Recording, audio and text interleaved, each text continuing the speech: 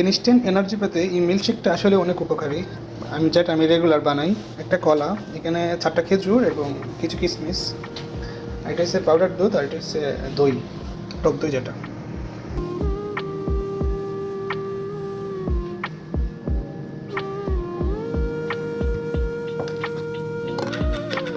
Powder দুধের পরিমাণ আমি 2 চামচ দিই, কারণ আমি 2 গ্লাসের মতো বানাবো।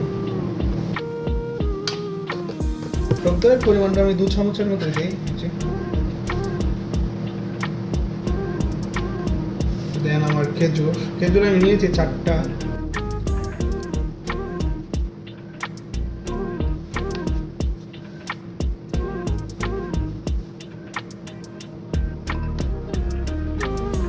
দেন আমি পরিমাণ মতো কিশমিশ দিই।